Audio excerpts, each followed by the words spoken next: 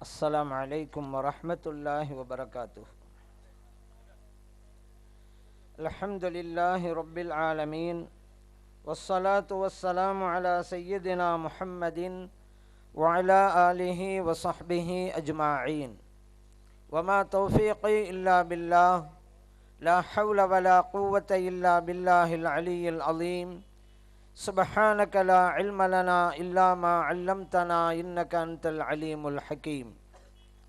புனிதமிக்க இவ்விழாவின் தகுதிமிக்க தலைவர் அவர்களே, எனக்கு முன்பு அழகிய முறையிலே உரையாற்றி அமர்ந்திருக்கின்ற சீதா கேம்ப் நூர் மஸ்ஜிதினுடைய முன்னாள் இமாம், சென்னை மூன்டிவினுடைய தலைமை ஆலோசகர் மௌலானா மௌலவி அல்ஹாஜ் அல்ஹாஃபில் காரி எம் சுலைமான் ஆலிம் மஹ்லரி ஹலரத் அவர்களே, எனக்கு பின்பு அற்புதமான ஆழிய உரையை உங்களுக்கு முன் வழங்கவிருக்கிற இலங்கையிலிருந்து இங்கே வருகை புரிந்திருக்கின்ற நம் உயிரிலும் மேலான கண்மணி நாயகம் ஸல்லல்லாஹு அலைஹி வஸல்லம் அவர்களுடைய புனித குடும்பத்தை சார்ந்த ஷாதுலியா தரீகாவின் ஹலீஃபா மௌலானா மௌலவி அல்ஹாஜ் சையீத் அலவி சாலிஹ் அல் முர்ஷி ஹலரத் அவர்களே, இங்கே வருகை புரிந்திருக்கின்ற கண்ணியத்திற்குரிய உலமா பெருமக்களே, அன்பார்ந்த பெரியோர்களே, இளைஞர்களே, தாய்மார்களே, சிறப்புமிக்க இவ்விழாவிற்கு ஏற்பாடு செய்திருக்கின்ற கண் துஞ்சாமல் பசி நோக்காமல் இரவும் பகலும் கடுமையாக உழைத்து இந்த கூட்டம் மிக சிறப்பாக நடைபெற வேண்டும் என்பதற்காக கடுமையாக பாடுபட்டிருக்கிற துடிப்புமிக்க போற்றுதலுக்கும் பாராட்டுதலுக்கும் உரிய சுன்னத் ஜமாத் பேரியக்கம் மும்பை கிளையை சார்ந்த நிர்வாக பெருமக்களே, குறிப்பாக இளைஞர்களே, புனிதமான நிகழ்வில் நம்மையெல்லாம் பங்கெடுக்க செய்து நல்லதை சொல்லவும் கேட்கவும் வாய்ப்பளித்த எல்லாம் வல்ல இறைவனை போற்றி புகழ்ந்து எனதுரையை தொடங்குகின்றேன். எழுத்து பிழையற்ற புனித குர்ஆன் என்கின்ற தலைப்பின் கீழ் உரையாற்றலாம் என்று விளைகிறேன். இப்படி ஒரு தலைப்பு ஏங்க போடணும் அப்படிங்கிற எண்ணம் உங்களுக்கெல்லாம் இருக்கலாம். ஏறத்தாழ 2 மாதங்களுக்கு முன்னால் தமிழ்நாட்டிலே தூத்துக்குடியில் ஒரு விவாதம் நடந்தது. புனித குர்ஆனில் எழுத்து பிழைகளா, அதுதான் தலைப்பு.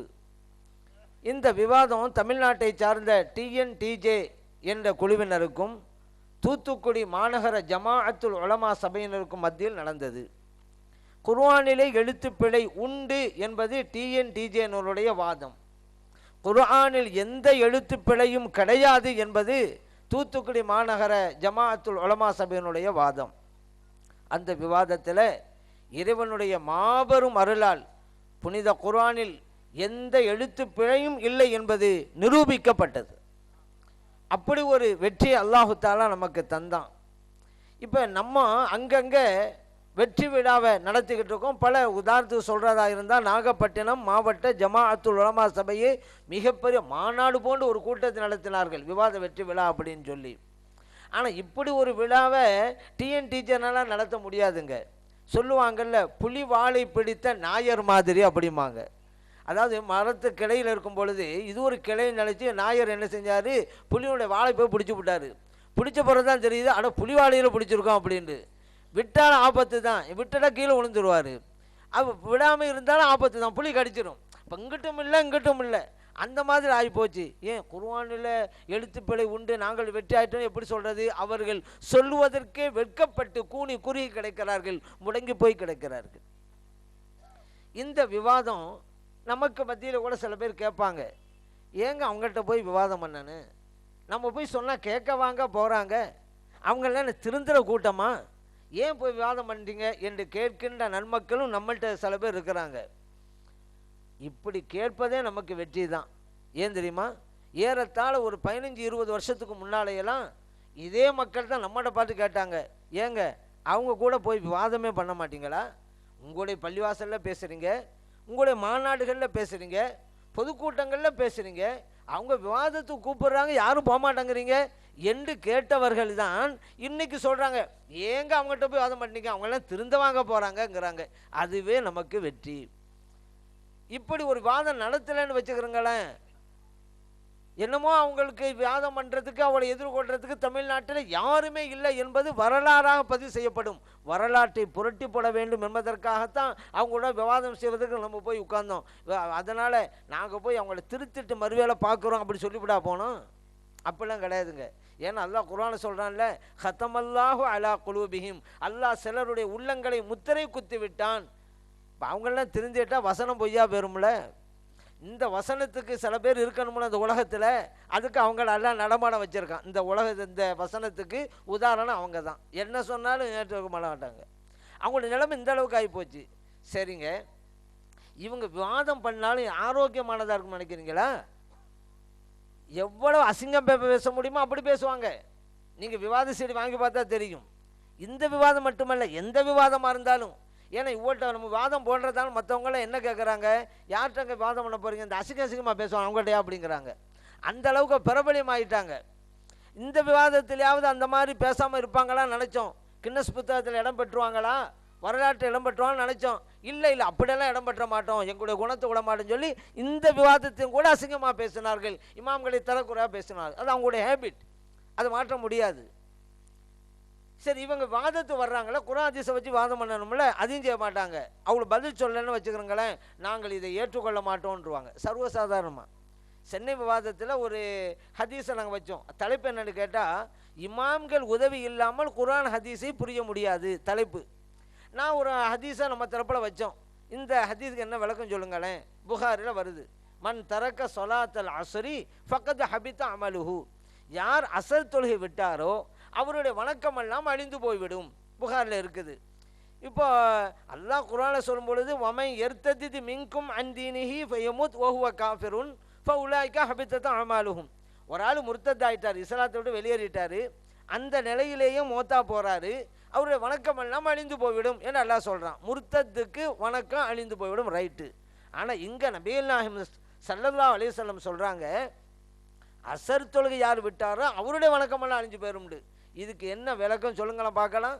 எங்கள் இமாமுடைய விளக்கம் இல்லாமல் புரிய முடியும் நீங்கள்ல, எப்படி புரிஞ்சு வச்சுருக்கீங்கள சொல்லுங்களேன் பார்க்கலாம் அப்படி கேட்டோம். ரொம்ப சிம்பிளான பதில் சொல்லிட்டாங்களே, இந்த ஹதீஸை நாங்கள் தள்ளுபடி செய்கிறோம் அப்படின்ட்டான்.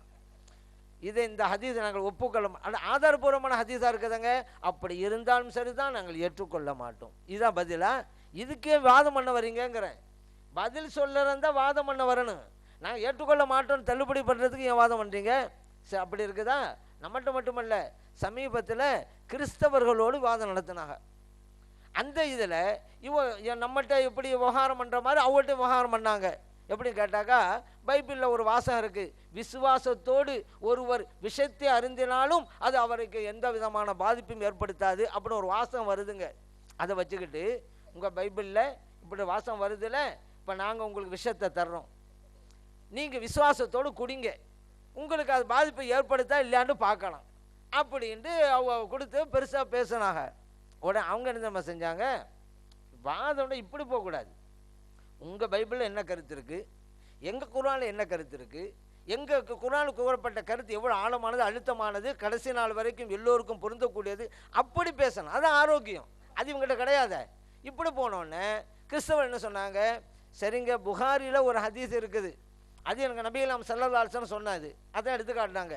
நபிகள் நாயகம் ஸல்லல்லாஹு அலைஹி வஸல்லம் சொல்கிறாங்க, ஒருவர் ஒவ்வொரு நாளும் காலையில் 7 அஜ்வா பேரிச்சம்பழத்தை சாப்பிட்டுக்கிட்டே வந்தால், அவர் எந்த நாளில் சாப்பிட்டாரோ அந்த அன்னைக்கு ஏதாவது விஷஜந்து அவரை தீண்டிட்டா அந்த விஷம் அவரை எந்த ஒரு பாதிப்பையும் ஏற்படுத்தாது.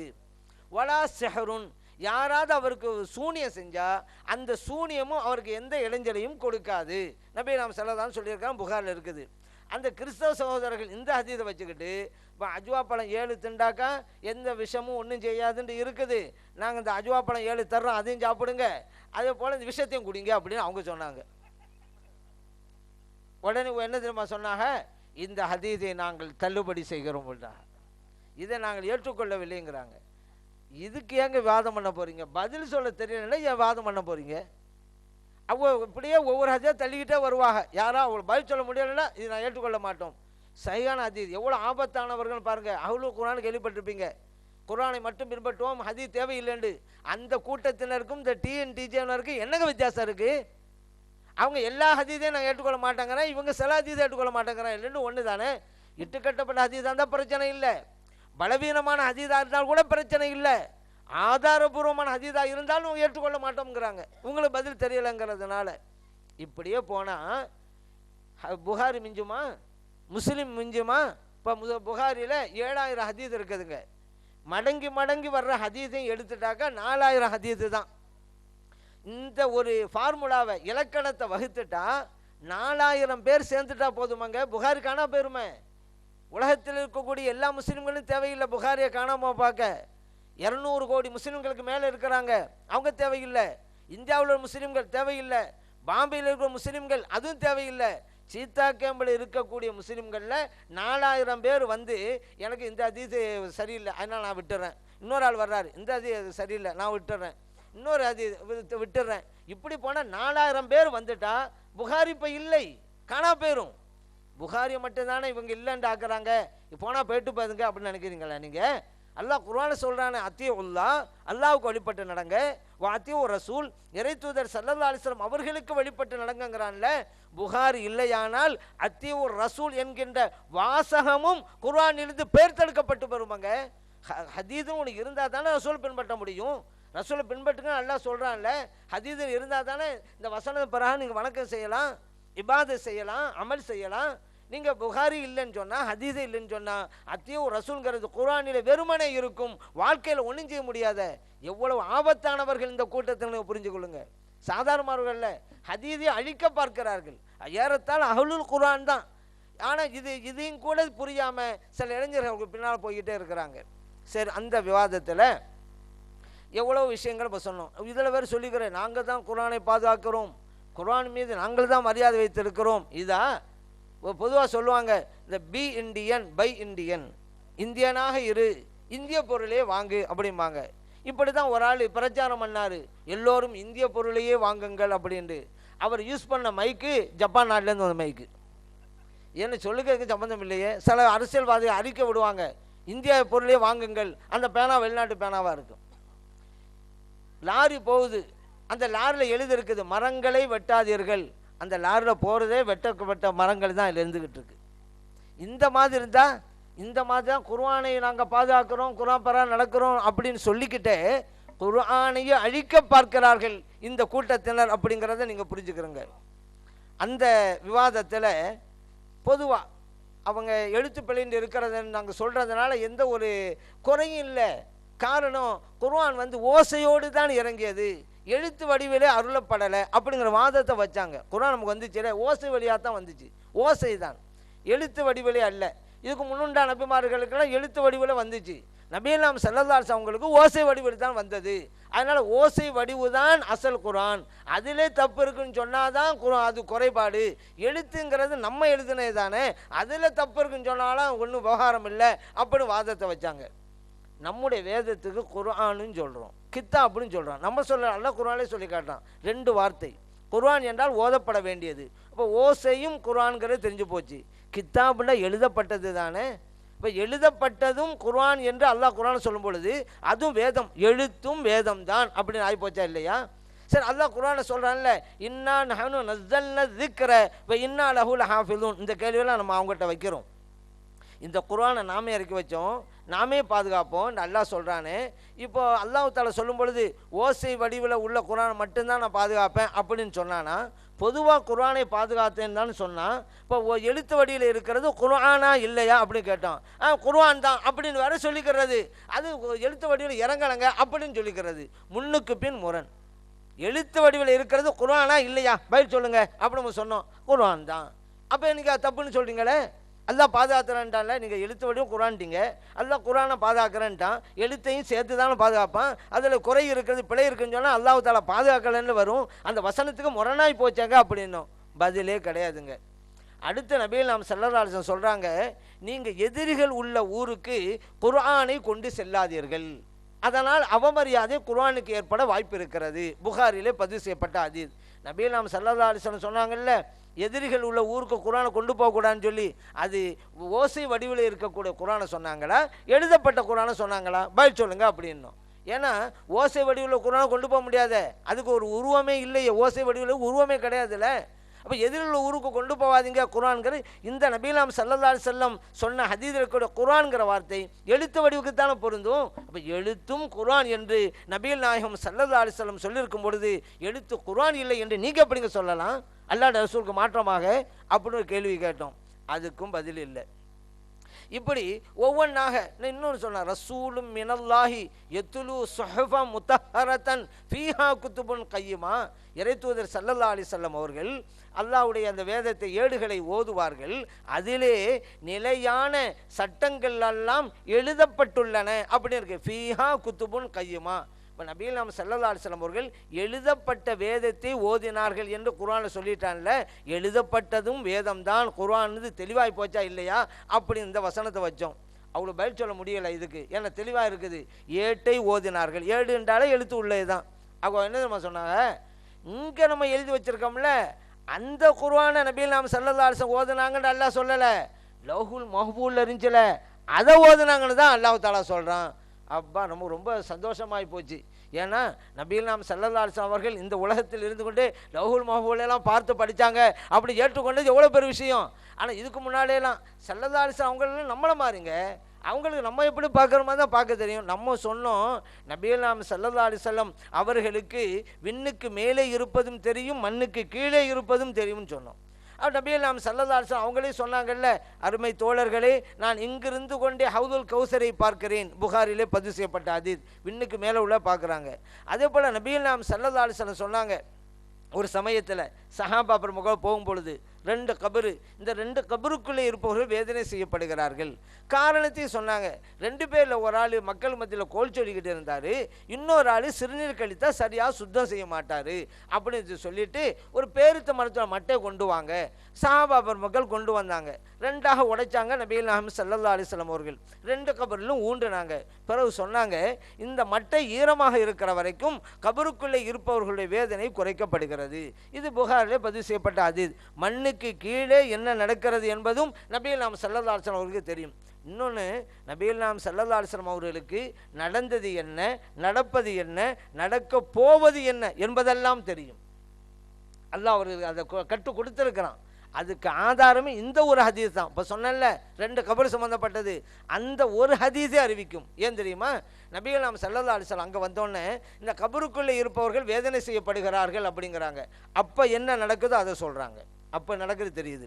அடுத்த காரணத்தை சொல்கிறாங்க, ரெண்டு பேரில் ஒரு ஆள் கோல் சொல்லிக்கிட்டு இருந்தார், இன்னொரு ஆள் சிறுநீர் கழித்தா சரா சுத்தம் செய்ய மாட்டார். ஏற்கனவே நடந்ததையும் சொல்லி காட்டுகிறார்கள், நடந்தது என்ன என்பதும் அவர்களுக்கு புரிகிறது. அடுத்து இனிமே நடக்க போவதும் புரிகிறது. இந்த மட்டை ஈரமாக இருக்கிற வரைக்கும் ரெண்டு கபரு வாசல்களுடைய வேதனை குறைக்கப்படுகிறது, நடக்க போவது என்ன என்பதை அறிவிக்கிறாங்க. இப்போ நபிகள் நாயகம் ஸல்லல்லாஹு அலைஹி வஸல்லம் அவங்களுக்கு இந்த மண்ணுக்கு கீழே என்ன நடக்கிறது தெரியும், விண்ணுக்கு மேலே என்ன இருக்குன்னு தெரியும் என்றெல்லாம் சொன்னபோது அதெல்லாம் இல்லை இல்லைன்னு மறுத்தவர்கள் அவர்கள் வாயாலேயே நம்ம கேட்ட கேள்வி பதில் சொல்லாதனால அவர்களுக்கு எதிரான கருத்தை அங்கே தெரிவித்தார்கள். நபிகள் நாயகம் ஸல்லல்லாஹு அலைஹி வஸல்லம் பற்றி அல்லாஹ் சொன்னது நம்ம எழுதி வச்சிருக்கிற இந்த குர்ஆன் அல்ல, லௌஹுல் மஹ்பூலை பார்த்து படித்தார்கள் நபிகள் நாயகம் ஸல்லல்லாஹு அலைஹி வஸல்லம் அவர்கள். இது நம்முடைய கொள்கைக்கு அவர்களே வாக்குமூலம் அளித்தது என்பதை நம்ம புரிஞ்சுக்கிறோம். அடுத்து நம்ம ஒரு கேள்வி வச்சோம், ஏங்க நபிகள் நாயகம் ஸல்லல்லாஹு அலைஹி வஸல்லம் அவர்களுக்கு அருளிய அந்த குர்ஆனை நீங்க விளக்கவுரிங்கிற பேரில் வைது அகதல்லாஹு மீசாக்க நபிங்கிற வசனத்துக்கு இல்லாத பொல்லாத வசன கருத்துக்களை நீங்க சொல்லியிருக்கிறீங்க, அது தப்பு அப்படின்னு நம்ம சொன்னோம். எப்படின்னு கேட்டால் அல்லாஹ் குர்ஆனை சொல்றான், வைது அகதல்லாஹு மீசாக்கன் நபியின், அல்லாஹு தாலா நபிமார்களிடம் ஒரு ஒப்பந்தத்தை எடுத்தான். அந்த விவாதத்தில் ஒரு கேள்வி வச்சோம், நீங்கள் உங்களுடைய தர்ஜமாவில் ஒரு ஆபத்தான கருத்தை பதிவு பண்ணியிருக்கிறீங்க. அல்லாஹ் குர்ஆனை சொல்லும் பொழுது வைது அகதல்லாஹு மீசாக்கன் நபியின், அல்லாஹு தாலா நபிமார்கள்ட்ட ஒரு ஒப்பந்தம் செஞ்சான். லமா ஆத்தைத்துக்கும் மின் கிதாபின் வ ஹிக்மத்தின், நபிமார்களே உங்களுக்கு நான் வேதத்தை கொடுத்துருக்கிறேன், அதே போல் ஞானத்தை கொடுத்துருக்கிறேன். சும்மா ஜாஅக்கும் ரசூலுன் முசத்திகுல் லிமா மஅக்கும், பிறகு உங்களை உண்மைப்படுத்துகிற ஒரு தூதர் வருவார். ல தூமினுன்ன பிஹி வல தன்சுருன்னஹு, அவரை நீங்கள் ஏற்றுக்கொள்ளணும், அவருக்கு நீங்கள் உதவியாகவும் இருக்கணும் அப்படின்னு ஒப்பந்தம் செஞ்சுட்டு, கால அக்கரத்தும் வகதுத்தும் அலா தாலிக்கும் இஸ்ரி, என்னுடைய இந்த ஒப்பந்தத்தை நீங்கள் ஒப்புக்கொண்டீங்களா அல்லாஹ் கேட்குறான். நபிமார்கள்லாம் சொன்னாங்க, காலு அக்கரர்னா, இறைவனை நாங்கள் இதை ஏற்றுக்கொண்டோம் அப்படின்னாங்க. இதுக்கு அவங்களுடைய தர்ஜமாவில் என்ன எழுதி வச்சிருக்கிறாங்க, இது எல்லா நபிமார்களிடம்தான் இந்த ஒப்பந்தத்தை இறைவன் எடுத்தான், நமது நாயகம் ஸல்லல்லாஹு அலைஹி வஸல்லம் அவர்கள் உள்பட அவங்கள்ட்ட தான் ஒப்பந்தத்தை எடுத்தானா அப்படி எழுதி வச்சிருக்கு. நம்ம சொன்னோம், அது எப்படிங்க நமது நாயகம் ஸல்லல்லாஹு அலைஹி வஸல்லம் அவங்கள்ட்ட இந்த ஒப்பந்தம் எடுக்க முடியும்? ஏன் மற்ற நபிமார்கள், நமது நாயகம் ஸல்லல்லாஹு அலைஹி வஸல்லம் அவர்களை தவிர மற்ற நபிமார்கள்ட்ட இந்த ஒப்பந்தத்தை எல்லாம் எடுத்திருக்கான். உங்களை உண்மைப்படுத்துகின்ற நபி வருவார், அந்த நபி யாரு? நமது நாயகம் ஸல்லல்லாஹு அலைஹி வஸல்லம் அவர்கள். மற்ற நபிமார்கள்ட்ட தான் இது எடுத்திருக்க முடியும், இந்த ஒப்பந்தம் செஞ்சிருக்க முடியும். அப்போ பின்னால் வருகிறார் என்றால் நமது நாயகம் ஸல்லல்லாஹு அலைஹி வஸல்லம் வருவார்கள், அந்த நபிமார்களை உண்மைப்படுத்துவார்கள், இது பொருந்துகிறது. ஆனால் அவன் என்ன எழுதி வச்சிருக்கிறாங்க, இல்லை அல்லாஹு தஆலா நமது நாயகம் ஸல்லல்லாஹு அலைஹி வஸல்லம் அவர்களிடமும் தான் இந்த ஒப்பந்தத்தை எடுத்தான். எவ்வளோ பெரிய ஆபத்தான ஒரு கருத்தை வச்சிருக்கிறீங்க. நபி நாம ஸல்லல்லாஹு அலைஹி வஸல்லம் அவங்கள பார்த்தும் இதை ஒப்பந்தத்தை எடுத்திருந்தா, இப்போ அவங்கள பார்த்தா அல்லாஹ் சொன்னதாக அமையும், நபி அவர்களே உங்களுக்கு பின்னால் ஒரு நபி வருவார் அப்படின்னு அவங்களுக்கு தானே பொருந்தும். நமது நாயகம் ஸல்லல்லாஹு அலைஹி வஸல்லம் கடைசி நபி, அப்போ அவங்கள பார்த்து உங்களை உண்மைப்படுத்துகிற ஒரு நபி வருவார் என்று சொல்ல முடியுமா? அது காதியானுடைய கருத்துக்கல்லவா வலு சேர்க்கும். என்ன ஒரு ஆபத்தான கருத்தை வச்சிருக்கிறீங்க. அல்லாஹ் குர்ஆனை சொல்லும் பொழுது காத்தமுன் நபியின், நபிமார்களுக்கு முத்திரையானவர்கள், இறுதியானவர்கள் என்று குர்ஆனை அல்லாஹ் சொல்லி காட்டுறான். நபிகள் நாயகம் ஸல்லல்லாஹு அலைஹி வஸல்லம் சொன்னாங்க, லா நபிய பாதி, எனக்கு பிறகு நபி இல்லை என்றார்கள். ஆனால் நீங்கள் நபிகள் நாயகம் ஸல்லல்லாஹு அலைஹி வஸல்லம் அவங்கள பார்த்தும் தான் அல்லாஹ் சொன்னான், உங்களுக்கு பின்னால் உங்களை உண்மைப்படுத்துகிற நபி வருவார். அப்படியானால் காதியானியர் தான் சொல்றாங்க, நபிகள் நாயகம் ஸல்லல்லாஹு அலைஹி வஸல்லம் அவர்களுக்கு பிறகு நபி உண்டு அப்படின்னு. அந்த கருத்துக்கு நீங்கள் வலு சேர்க்கிறீங்க. இப்படி ஒரு விஷபத்தனமான கருத்தை வச்சு அப்படின்னு கேட்டோம். பதில் சொல்லணும்ல, பதில் சொல்ல கிடையாது. என்ன தெரியுமா சொன்னா, அதுக்கெல்லாம் நாங்கள் சென்னை விவாதத்தில் சொல்லிவிட்டோம் அப்படின்னு. அதான் பதில். சென்னை விவாதத்தில் எங்க பதில் சொன்னாங்க, அங்க பதில் சொன்னாலும் இங்க கேட்ட கேள்வி பதில் சொல்லாமல் இருக்கக்கூடாது, அது ஒரு விஷயம். சென்னை விவாதத்தில் இந்த கேள்விக்கு எங்க பதில் சொன்னாங்க, வேற வழி இல்லை அப்படி அந்த மன்றத்தில் பதிவு பண்றாங்களாம். பதில் இல்லைங்கிறனால ஏற்கனவே சொல்லிவிட்டோம், அது பதிலாகவே ஆகாது. சரி, சென்னை விவாதத்திலும் பண்ண அளவோட நிலைமை என்ன? சென்னை விவாதத்தில் கலாலான்னு ஒரு வார்த்தை குர்ஆனில் வருதுங்க. இதுக்கு அவருடைய தர்ஜமாவில் தப்பாக விளக்கம் கொடுத்துருந்தாங்க. அதை சொல்லி நாங்கள் காமிச்சோம். என்னங்க தப்பா உங்களுக்கு குர்ஆன் விளங்கலை, ஹதீஸ் விளங்க, நீங்கள் என்னங்க ஆய்வு பண்ணுறீங்க? உங்களை நம்பி இருக்கிற இளைஞர்கள் எங்கே இப்படி வழி கெடுக்கிறீங்க தப்பான சட்டங்களை சொல்லி அப்படிங்கிறதுக்கு. கலாலாங்கிறதுக்கு அவர் என்ன எழுதி வச்சுருந்தாங்கன்னு கேட்டால், சந்ததி அற்றவர் அப்படி மட்டும் போட்டிருந்தாங்க. நம்ம சொன்னோம், சந்ததி இல்லாத, தந்தை இல்லாத ஒருவருக்கு தான் கலாலா. நீங்கள் சந்ததி மட்டும் இல்லாமல் போட்டிருக்கீங்களே, இது தப்பல்லவாண்டு 2 நாளாக இதை தான் கேட்டுக்கிட்டு இருக்கிறோம். இல்லை நாங்கள் சொன்னது சரிதான், நாங்கள் எழுதின சரிதான், அப்படித்தான், தந்தையெல்லாம் சேர்க்க தேவையில்லை, சந்ததி இல்லாவிட்டாலே கலாலா தான் 2 நாளாக அடம் முடிச்சு போட்டு இப்போ அவங்க 10வது எடிஷன் போட்டுக்கிறாங்க. அந்த தர்ஜமத்து குர்ஆன் எழுதி வச்சிருக்காங்கல்ல, இப்போ 10வது. நம்ம கேள்வி கேட்டது 8வது 9வது தர்ஜமாவை தான் கேட்டேன், என்ன தப்பாக எழுதிருக்கேங்கன்ட்டு. இல்லை நாங்கள் எழுதின ரைட்டு தான் அப்படின்னு அங்கே வாதிட்டாங்க. இப்போ 10 புதுசாக நீங்கள் வாங்கி படிக்கலாம், 10வது எடிஷன் வந்திருக்கிறது. அதில் கலாலா என்றால் சந்ததி அற்ற, தந்தை இல்லாத ஒருவருக்கு தான். இதை தான் அப்போ பாடுபட்டோமே, இதைத்தானே சொன்னோம் நாங்கள் சென்னை வாதத்தில். இல்லை இல்லைன்னு இயக்க மறுத்து உபத்திரித்து இருக்கிறாங்க. விவாதத்தின் வெற்றியே இதுதான். அப்போ அதை நம்ம சுட்டி காட்டணும். எங்க அது விவாதத்தில் என்ன சென்னை விவாதத்தை பதில் சொன்ன, நீங்கள் சென்னை விவாதத்துக்கு பிறகு தானங்க நீங்கள் நிறைய திருத்திருக்கிறீங்க உங்கள் தர்ஜமாவில். உண்மை அப்படிலாம் இருக்குது. நீங்கள் சென்னையில் எங்கே சொன்னீங்க இதுக்கு விளக்கம்? அப்போது இவங்க எவ்வளோ பேர் ஆபத்தானோன்னு பாருங்கள். நம்ம சொல்கிறோம் நபி நாம ஸல்லல்லாஹு அலைஹி வஸல்லம் தான் கடைசி நபிண்டு, அவங்களுக்கு பேர் நபி இல்லைங்கிறோம். காதியான் சொல்கிறாங்க நபி உண்டுண்டு. ஆனால் இவங்களுடைய விளக்கத்தின் பிரகாரம் இப்போ காதியானுக்கு வசதியாக போச்சு. ஏன்? நபி நாம ஸல்லல்லாஹு அலைஹி வஸல்லம் அவங்கள பார்த்து தானே அல்லாஹ் சொன்னான் உங்களுக்கு பிறகு நபி வருவார்னு, பின்னால் நபி வரப்போய் தானே அல்லாஹ் சொன்னான். ஆகவே நாங்கள் சொல்கிறது தான் சரின்னு காதியானு சொல்லுவாங்களா இல்லையா?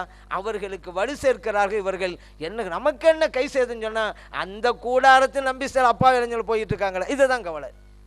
குர்ஆனிலே கை வச்சுட்டாங்க, அடிப்படை ஈமானை தகர்க்கிறாங்க, காதியானியர்களுக்கு வலு சேர்க்கிறாங்க, அவங்களுக்கு பின்னாலே 4 இளைஞர்கள் போயிட்டு இருக்காங்க இன்றைக்கும். அப்போ அவங்களுக்கெல்லாம் மறுமை பற்றி கொஞ்சமாக அச்சம் இல்லையா? என்ன ஆனாலும் சரியா, சொர்க்கத்துக்கு போகணுமா இல்லையா? அவன் என்ன சொல்ல, இது வரைக்கும் அதில் இருந்துட்டோமே, இனிமேல் எப்படி பிரிகிறது?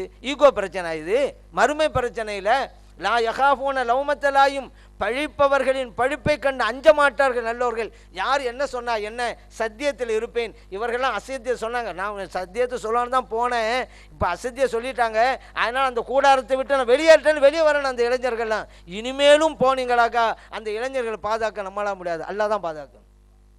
அந்த மாதிரி சூழ்நிலைங்க எவ்வளோ ஆபத்தானவன்னு பாருங்க. அதே போல் அவர் சொன்னாங்க, நீங்கள் என்ன 7-8 போகிறீங்க, இது யூத கருத்து அல்லவா? பிஸ்மில்லா ரஹ்மான் ரஹீமுக்கு பாரமா சில பேர் இந்த பார்த்துருப்பீங்க கடிதத்தில் நோட்டீஸில் எல்லாம் 7-8 போடுவாங்க, இது யூத கருத்து, நீங்கள் தான் அப்படிலாம் செய்கிறீங்க அப்படின்னு ஒரு வாதத்தை நம்ம வச்சாங்க. நாங்கள் சொன்னோம் 7-8 அதான் 756 பிஸ்மில்லா ரஹ்மான் ரஹீம் என்பதற்கு சமம் என்று நாங்கள் எங்கே சொன்னோம்? 7-8 என்று சொன்னாலே அது பிஸ்மில்லாவை ஆயிரும்னு நாங்கள் சொன்னோமா? இல்லையே. உதாரணத்துக்கு இப்போ ஒரு ஆள் சாப்பிட்றாரு, பிஸ்மில்லா சொல்லி தான் சாப்பிட்ணும். அப்படி சாப்பிடும்போது 7-8 அப்படி சாப்பிட்றாரு. குடிக்கும்போது 7-8 அப்படின்னா பிஸ்மில்லா சொல்ல ஆகுமா? ஆகாதுல்ல. நம்ம அப்படி செய்யலையில, ஆகாது. ஏன்? பிஸ்மில்லா ரஹ்மான் ரஹீம் தான் சொல்லி ஆகணும். 7-8ங்கிறது ஒரு சங்கேத மொழி, ஒரு அடையாள வார்த்தை. பிஸ்மில்லா ரஹ்மான் ரஹீம் என்று நான் சொல்லியிருக்கிறேன் என்பதோட அடையாளம் தான் 7-8. அது பிஸ்மில்லா இல்லை. ஏன்னா இப்போ கடிதம் ஒரு ஆளுக்கு எழுதுகிறோம், அவன் வாங்கினவர் படித்து பார்த்து தூக்கி போடுவார், அது நஜீசுல் இடத்துக்கு போகும், குப்பை கவலத்துக்கு போகும். பிஸ்மில்லா ரஹ்மான் ரஹீம் அப்படிங்கிறது குர்ஆனில் இருக்கக்கூடிய ஒரு வசனத்தில் ஒரு பகுதியாக இருக்கிறது. ஒவ்வொரு சூறாவிலையும் வருது ஆரம்பத்தில். அது அல்லாமல் ஒரு சூறாவில் இடம்பெற்ற ஒரு வசனத்தில் ஒரு பகுதியாக வருது. இன்னஹு மின் சுலைமான் வ இன்னஹு பிஸ்மில்லாஹிர் ரஹ்மானிர் ரஹீம் அப்படி வருது. சுலைமான் அலைஹிஸ்ஸலாம் கடிதம் எழுதுறாங்க, பல்கிஸ் அலைஹிஸ்ஸலாத்துக்கு பிஸ்மில்லாஹிர் ரஹ்மானிர் ரஹீம் என்று ஆரம்பித்து எழுதினார்கள் அல்லாஹ் குர்ஆனில் சொல்கிறான். அப்போ அந்த வசனம் இந்த நஜீஸ் உள்ள இடத்துலாம் போகக்கூடாதுங்கிறதுனால தான் நம்ம பிஸ்மில்லா ரஹ்மான் வாயில் சொல்லிவிட்டு 7-8 போட்டோம். என்ன, நான் பிஸ்மில்லா சொல்லி தான் எழுதியிருக்கிறேன் அப்படின்ட்டு யாருக்கு எழுதுகிறோமோ அவருக்கு இங்கே உணர்த்துகிறோம். அவர் கடிதம் போய் சேரும், பார்ப்பார் 7-8 ஓ பிஸ்மில்லா சொல்லி எழுத ஆரம்பிச்சிருக்கிறாரு, நம்மெல்லாம் பிஸ்மில்லா சொல்லியே இதை படிக்க ஆரம்பிப்போம், பிஸ்மில்லா ரஹ்மான் ரஹீம் சொல்லிவிட்டு பாருப்பார். இப்படி ஒரு அடையாள வார்த்தை தான் 7-8 தவிர பிஸ்மில்லா ரஹ்மான் ரஹீம் என்பது 7-8 சமம் என்று யாரும் சொல்லலை, சொல்லவும் கூடாது. அப்படி யாரும் சொல்ல கிடையாது. ஒரு அடையாளம். அது பேங்கில் இருப்போம், அவன் டோக்கன் கொடுத்துருப்பான், கேஷ் அவன் கொடுக்கும் போகிறதுக்காண்டி கூப்பிட்றதுக்காண்டி நம்பர் 15 இவர் ஓடுவார். இவர் என்ன 15 இவர் பேர் வேறு. அந்த இடத்துல ஒரு அடையாளம், இதே 15 இன்னொரு அதுக்கு அடுத்த ஆளுக்கும் கொடுக்கப்படும், அப்போ 15 அந்த இன்னொரு ஆள் ஓடுவார். அதனால் இதுவெல்லாம் ஒரு அடையாளம். அந்த மாதிரி தான் 7-8 ஒரு சங்கேத மொழி, ஒரு அடையாள வார்த்தை. பிஸ்மில்லா அல்ல அப்படி நம்ம சொன்னாங்க. இது நம்முடைய கருத்து.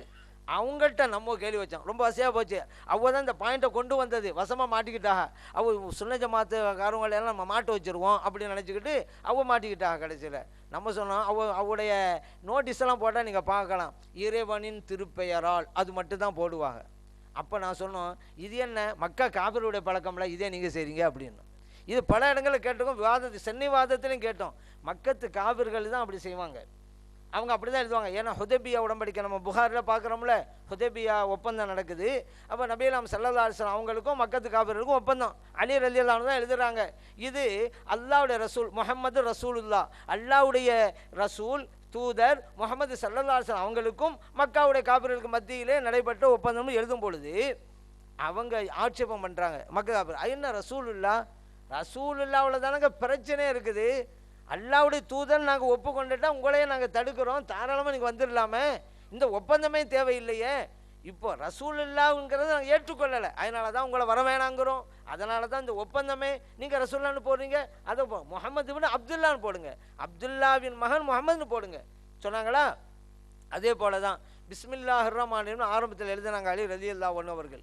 அப்போ ஆட்சேபம் தெரிவிக்கிறாங்க, என்னங்க ரஹ்மான் அது என்ன புதுசாக இருக்குது நீங்கள் சொல்கிறதெல்லாம், நம்ம வளமே என்ன எழுதுவோம், பிஸ்மிக்கல்லாஹும்ம தானே இறைவனின் திருப்பெயரான்னு அர்த்தம், அதுக்கு அதையே எழுதுங்க. நபி நாம் ஸல்லல்லாஹு அலைஹி வஸல்லம் அலி ரலியல்லாஹு அன்ஹு சொன்னாங்க, சரிங்க அந்த ரஹ்மான் ரஹீம்னு அழிச்சிருங்க, பிஸ்மிக்கல்லாஹும்ல எழுதுங்க அப்படின்ட்டாங்க. அலி ரலியல்லாஹு அழிச்சிட்டாங்க, பிஸ்மிக்கல்லாஹும்னு எழுதுனாங்க. அதுக்கடுத்து நபி நாம் ஸல்லல்லாஹு அலைஹி வஸல்லம் அந்த மக்கள் ஆட்சேபம் தெரிவித்தாங்களே ரசூலுல்லாஹ்ங்கிறதும் இருக்கக்கூடாது அப்படின்னு. அப்போ நபி நாம் ஸல்லல்லாஹு அலைஹி வஸல்லம் சொன்னாங்க, சார் ரசூலுல்லாஹ்வை எடுத்துருங்கண்டு. அலி ரலியல்லாஹு அன்ஹு சொன்னாங்க, நான் அழிக்க மாட்டேன் அப்படின்ட்டாங்க. நபி நாம் ஸல்லல்லாஹு அலைஹி வஸல்லம் அவங்களுடைய கைப்பட அழித்தாங்க. இதுவெல்லாம் புகாரில் இருக்குதுங்க. இப்போ நம்ம சொன்னோம், மக்கத்து காபிர்கள் தான் பிஸ்மில்லாஹிர் ரஹ்மானிர் ரஹீம்னு எழுதக்கூடாதுன்னு சொன்னாலும் அவங்கெல்லாம் பிஸ்மிக்கல்லாஹும்ம இறைவன் திருப்பெயரால் போட்டாங்க, புகாரில் இருக்குது. நீங்கள் அந்த வேலையை செஞ்சுக்கிட்டீங்க, உங்கள் நோட்டீஸ் ஃபுல்லாக இறைவன் திருப்பெயரால் இறைவன் திருப்பெயரால் ஏன் வேலை பார்க்குறீங்க? ஏன் முழுமையாக எழுத வேண்டியது தானே? நபியெல்லாம் ஸல்லல்லாஹு அலைஹி வஸல்லம் அவர்கள் எத்தனை மன்னர்களுக்கு கடிதம் எழுதினார்கள்? ஒரு மன்னருக்காவது பிஸ்மில்லா இறைவன் திருப்பெயரா அப்படி எழுதினாங்களா? ஒரு ஹதீஸை காமிக்க முடியுமா? புகாரில் இருக்கிறது, பிஸ்மில்லாஹிர் ரஹ்மானிர் ரஹீம் என்று தான் எழுதினார்கள். ஹெர்குலிஸ் மன்னருக்கு எழுதினார்கள், இந்த வார்த்தை தான் போட்டாங்க. அப்போ எதா இருந்தாலும் ஹதீஸ் பிரகாரம் நடப்போங்கிறீங்க. நபியெல்லாம் ஸல்லல்லாஹு அலைஹி வஸல்லம் அவர்கள் எழுத்து வடிவில் வருகின்ற போது பிஸ்மில்லாஹிர் ரஹ்மானிர் ரஹீம் முழுமையாக எழுதியிருக்கிறார்கள், இதை நீங்கள் பின்பற்ற மாட்டேங்கிறீங்க அப்படின்னு ஒரு கேள்வியை நம்ம வச்சோம். அதுக்கே சரியாக இது வரைக்கும் பதில் சொல்லணும்னு வச்சுக்கிறோங்க. அடுத்து அது ஒரு பதில் சொன்னாங்க. எப்படின்னு சொன்னால், நபியெல்லாம் ஸல்லல்லாஹு அலைஹி வஸல்லம் ஏற்றுக்கொண்டாங்கல்ல, பிஸ்மில்லாஹிர் ரஹ்மானிர் ரஹீம் தான் எழுதுனது. ஆனால் பிஸ்மிக அல்லாஹும்ம இறைவன் திருப்பெயரான்னு மக்கத்து காபிர் சொன்னோன்னே நபியெல்லாம் ஸல்லல்லாஹு அலைஹி வஸல்லம் அங்கீகரிச்சுட்டாங்கல்ல, அதனால தான் நாங்களும் அப்படி போடுறோம் அப்படின்னாங்க. அப்படியா? அப்படி. ஆனால் இப்போ நாங்கள் ஒரு கேள்வி கேட்குறோம். நபியெல்லாம் ஸல்லல்லாஹு அலைஹி வஸல்லம் அவங்ககிட்ட ஆட்சேபு தெரிவித்து அந்த விஷயத்தில் மட்டும் இல்லை, ரசூலுல்லாங்கிறதுலையும் தானே ஆட்சேபு தெரிவித்தாங்க. அதே நபியெல்லாம் ஸல்லல்லாஹு அலைஹி வஸல்லம் ஏற்றுக்கொண்டு தானே அடிக்க சொன்னாங்க. அதனால் நபியெல்லாம் ஸல்லல்லாஹு அலைஹி வஸல்லம் அங்கீகரிச்சுட்டாங்க ரசூலுல்லாங்கிறது எடுக்க சொல்லி. ஆவே ரசூல் எல்லான்னு சொல்லுவீங்களா? அப்போ நீங்கள் ஒரு நிர்பந்தத்துக்கான அவங்க சரின்னாங்க. அவங்க ஒப்புக்கொண்டது அப்படிங்கிறது பிஸ்மில்லாவுக்கு மட்டும் இல்லையே, ரசூலுல்லாவுக்கு தானே ஒப்புக்கொண்டாங்க. அப்போ நபியெல்லாம் ஸல்லல்லாஹு அலைஹி வஸல்லம் ஏற்றுக்கொண்டாங்க, அதனால் ரசூலுல்லான்னு நம்ம சொல்லாமலும் இருக்கலாம் அப்படின்னு சொல்லுவீங்களா? அப்போ நீங்கள் இளைஞர்களே எவ்வளோ ஆபத்தான கூட பின்னால் நீங்கள் போகிறீங்க, நீங்கள் யோசிச்சு பாருங்க. சரி, அடுத்து இன்னொன்று சொன்ன, இறைவன் திருப்பெயரான்ங்க ஓரளவு பரவாயில்லங்களான்னு வச்சுக்கிறோங்க. சமீபத்தில் மேலப்பாளையத்தில் ஒரு வால் நோட்டீஸில் கர்த்தரின் திருப்பெயரான்னு போட்டு வச்சுருந்தாங்க. இது வரைக்கும் இறைவன் திருப்பெயரால் போச்சு, இப்போ கர்த்தரின் திருப்பெயரால். நாங்கள் உடனே என்ன செஞ்சோம், விவாதத்துக்கு முன்னால் 2 நாளைக்கு முன்னால் தான் பார்க்குறோம். உடனே என்ன செஞ்சோம், செல்ஃபோனில் அதை அப்படியே எடுத்து அப்படி ஒரு CD போட்டு வச்சுக்கிட்டோம். எதுக்காக உதவுமே அப்படி தான் வச்சுக்கிட்டோம். கடைசியில் பார்த்தா கரெக்டாக உதவிருச்சு. ஏன் 7-8 பிரச்சனை கலப்புனது அவங்க தான் வசமாக மாட்டிக்கிட்டாங்க. நான் கேட்டோம், என்னங்க இறைவன் திருப்பெயரான்னு சொன்னீங்க, சரி இப்போ என்ன கர்த்தரின் திருப்பெயரான்னு போட்டிங்க? எல்லாத்துக்கும் விளக்கம் சொல்கிற மாதிரி இதுக்கும் விளக்கம் சொல்கிறாங்க. கர்த்தர் என்றால் என்ன அர்த்தம் தெரியுமா? ஹாலுக்கு படைத்தவன் என்ற அர்த்தம். கர்த்தரின் திருப்பெயரால் என்றால் படைத்தவனின் திருப்பெயரால் என்ற அர்த்தம். ஆகவே தான் நாங்கள் போட்டோம் விளக்கம் சொல்கிறாங்க. நான் சொன்னோம், நீங்கள் கர்த்தர்னா இன்றைக்கி மக்கள் யார் நினச்சிக்கிட்டு இருக்கிறாங்க? ஈசா அலைஹிஸ்ஸலாத்தை ஒரு சமுதாயம் கர்த்தர்னு சொல்கிறாங்க. ஈசா அலைஹிஸ்ஸலாம் நம்ம இறைத்தூதன்கிறோம். ஆனால் அவங்கள தான் கர்த்தர்னு ஒரு குறிப்பிட்ட மதத்தில் நினச்சிக்கிட்டு இருக்கிறாங்க. நீங்கள் கர்த்தரின் திருப்பெயரான்னு சொன்னால் அந்த மதத்தினுடைய நம்பிக்கை தானே உங்கள்கிட்ட இருக்குன்னு சொல்லி 4 பேர் நினைப்பாங்க. இப்படி ஆபத்தான விஷயத்தை போடலாமா அப்படின்ட்டு கேட்டோம். அப்போ இவங்களுடைய நிலைமை கடைசியில் இப்போ என்ன ஆகுதுன்னு சொன்னால், இனிமேல் கொஞ்சம் நாளுக்கு போகும், கற்பனை தான், இன்னும் கொஞ்சம் நாள் போகும். வால் நோட்டீஸில் முருகனின் திருப்பெயரால் போடுவாங்க. என்னங்க இப்படி போட்டுறீங்க அப்படின்னு நம்ம கேள்வி வைப்போம்.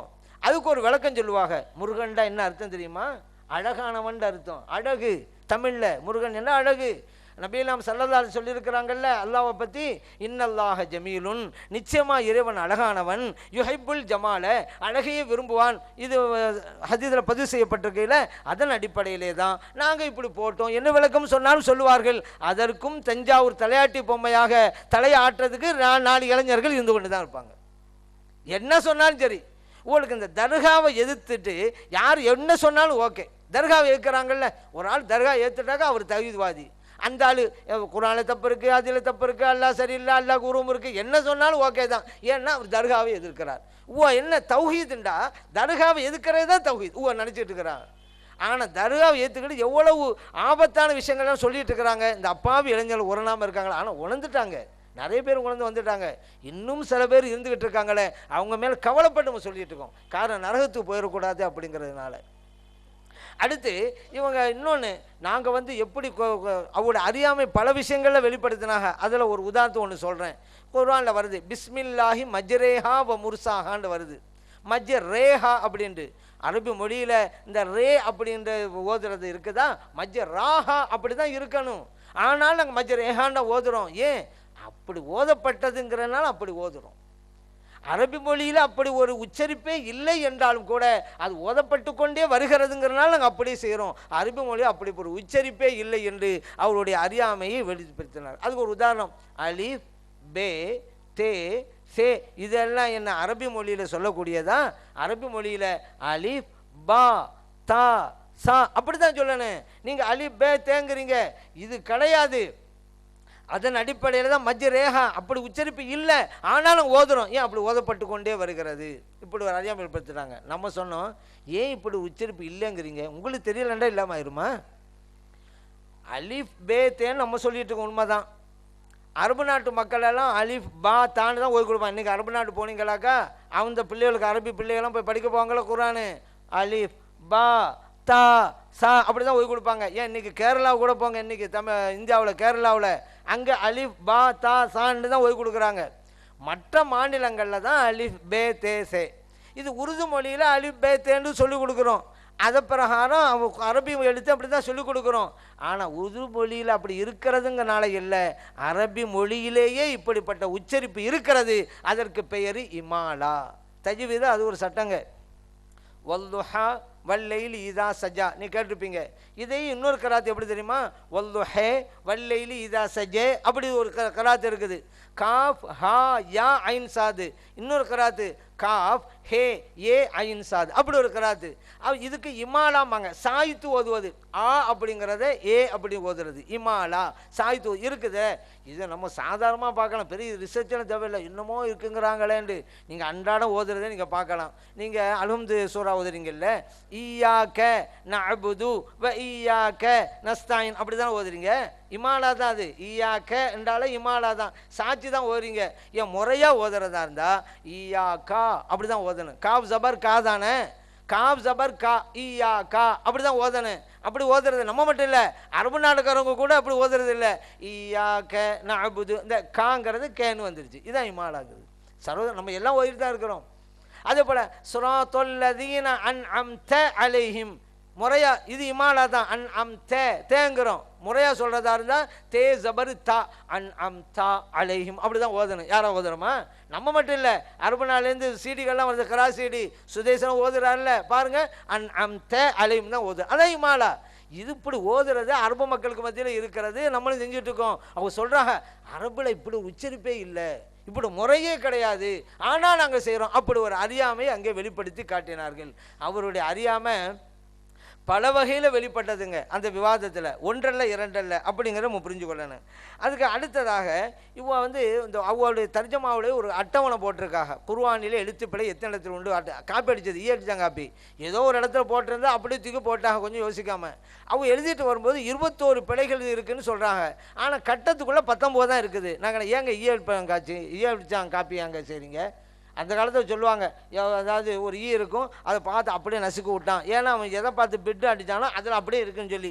அந்த மாதிரி நம்ம கேள்விப்பட்டிருக்கோம். அந்த மாதிரி செஞ்சுருக்கிறீங்க. நீங்கள் எழுதுனதில் 21 பிழை என்று எழுதியிருக்கிறீங்க. நீங்கள் அட்டவணைக்குள்ளே 19 மட்டும் போட்டுக்கிறீங்க. எது உண்மை? 21 சொன்னால் 21 போட்டிருக்கேன்னு யாரோ ஒரு இடத்த போட்டது அப்படியே தூக்கி காப்பி அடித்து செஞ்சிட்டீங்க. இப்போ அப்படியானால் 19க்கும் உங்களுக்கும் மத்தியில் இருக்கக்கூடிய தொடர்பு என்ன? ஏன்னா 19 ஒரு கூட்டம் ஒன்று வந்துருக்குங்க, அது கேள்விப்பட்டிருப்பீங்க. அதாவது குர்ஆனே போதும் அப்படி சொல்லலாம். எதுக்கு எடுத்தாலும் இது கூட்டினால் 19 வரும், அதையும் கூட்டினால் 19 வரும், இதுக்குள்ளே 19 வரும்னு சொல்லி குர்ஆன் அஹ்லுல் குர்ஆன்காரவங்க செஞ்ச வேலை. அதை ரஷத் ஹலீஃபான்னு ஒரு ஆள் இருந்தார். இதெல்லாம் ஒப்புக்கொள்ள மாட்டோன்னு சொல்லி நானே நபின்னு அறிவிச்சாள். அவருடைய கொள்கை தான் அந்த 19. உங்களுக்கும் 19க்கும் என்ன தொடர்பு? ஏங்க 19 கொண்டு வந்தீங்க? இல்லாட்டி 21 தானே போடணும். 21 தப்புன்னு தானே எழுதுறீங்க. ஏன் அந்த அட்டவணைக்கு அது செய்யலை? அடித்தான் காப்பி ஏதோ ஒரு இடத்துல இருந்ததை பார்த்து அப்படியே போட்டாங்க. அது ஒன்றா. இன்னொரு விஷயம் என்ன அப்படின்னு கேட்டால், இந்த குர்ஆனில் தப்பு இருக்குது அப்படின்னு சொல்லி சம்பந்தம் இல்லாமல் எப்படி ஓதுறோமோ அப்படி இருக்க வேண்டும், மாறி இருந்தால் அது பிழையாகிவிடும் அப்படிங்கிற ஒரு கருத்தை வச்சாங்க. அப்போ நம்ம கேட்டோம், நீங்கள் தப்புன்னு சொன்னீங்க, அது என்ன தப்புங்க? காரணத்தை சொல்லுங்கள். ஏன்னா ஒரு தப்புன்னு சொல்கிறாங்க காரணம் வேணுமில்ல. சும்மா தப்புன்னு சொன்னால் என்ன காரணம் அதை சொல்லுங்கள். ஏன் சமூத அப்படிங்கிறது தான் இருக்கணும், சமூதா அப்படிங்கிறது தப்புன்னு அவங்களுடைய தர்ஜமால எழுதியிருக்கு. சமூதன்னு இருக்கணும், சமூதான்னு அழிவு போட்டால் தப்புண்டு நீங்கள் எழுதியிருக்கிறீங்களே, காரணத்தை சொல்லுங்கள், நாங்கள் பதில் சொல்கிறோம் நேருக்கு நேரம். அதனால தாங்க விவாதம் நடத்தணும். ஏன் வாதம் நடத்தணும்? வாதம் நடத்தலைன்னு வைங்க, அடுத்த தலைமுறையினர்கள் நம்ம பேசுவார்கள்.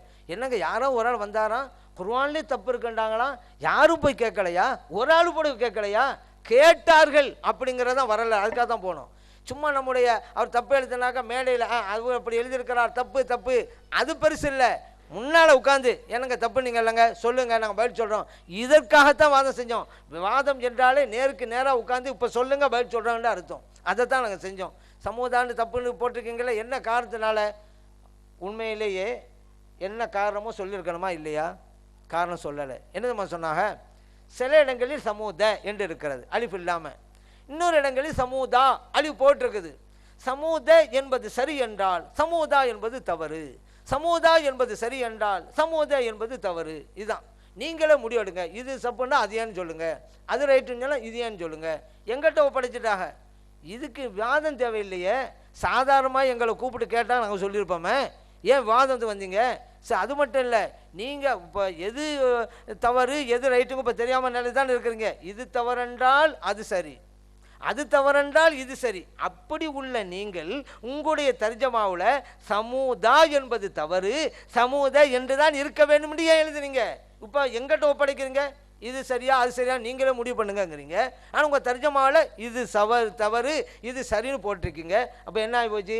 இங்கேயே தோற்று விட்டார்கள். அப்படி வாதத்தை இங்கே தோற்று விட்டார்கள். சொல்லியிருக்கணும். நாங்கள் தர்ஜமாவில் நாங்கள் சொல்லியிருக்கிறோம் சமூதாங்கிற தவறாக சொல்லியிருக்கிறோம், இந்த காரணத்தின் அடிப்படையில் சொல்லியிருக்கணும். அதுக்கு நம்ம பதில் சொல்லுவோம். அது நீங்களே முடிவு பண்ணுங்கன்னு சொன்னதே அங்கே விவாதத்தில் தோற்று விட்டார்கள். இன்னொன்று ஹஃப்ஸர் ரலியல்லாஹு அன்ஹு அவர்கள் சம்பந்தமாக நம்ம சொன்னோம். ஏதாவது அறியாமை பல வகையில் இருக்கிறதுல குர்ஆன் எதற்காக வந்ததோ அதை கூட புரியாமல் இருப்பது, அப்படி ஒரு சூழ்நிலை இருக்குது. என் நோக்கத்தை புரியாமல் இருப்பார்கள். அதுக்கு ஒன்று கூட உதாரணத்தை சொல்லுவாங்க. 2 பேர் ரயில்வே ஸ்டேஷனுக்கு வந்தாங்க. 2 பேரும் கடுமையான போதையில் இருந்தாங்க. எந்த அளவுக்கு போதை? வானத்தை பார்த்தா பூமியாக தெரியுது, பூமியை பார்த்தா வானமாக தெரியுது. அந்தளவுக்கு போதையில் இருந்தாங்க. ட்ரெயின் வந்துச்சுங்க. 2 பேரில் ஒரு ஆள் தடுமாறி ஏறிவிட்டார். ட்ரெயினு போச்சு.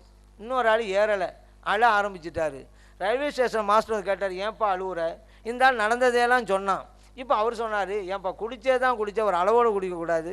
நீ அளவோடு குடிச்சிருந்தா உன் கூட வந்தவன் தடுமாறியே ஏறி போயிட்டான்ல, அந்த மாதிரி நீனும் அப்படி ஏறி போயிருக்கலாமே, இப்போ அழுது என்னையா பிரயோஜனம்?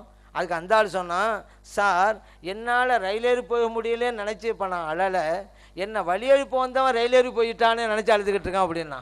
அவன் எதுக்கு வந்தானே இப்போ தெரியாமல் போச்சு. அதனால் ஒரு குர்ஆனுடைய வசனம் எதற்கு அருளப்பட்டது, அதோடைய கருத்து என்ன, அதை புரிந்து செயல்பட வேண்டும். அந்த மாதிரி ஒரு எண்ணமே இவர்களுக்கு கிடையாதுங்க. அந்த நோக்கத்தை புரிய மாட்டாங்க.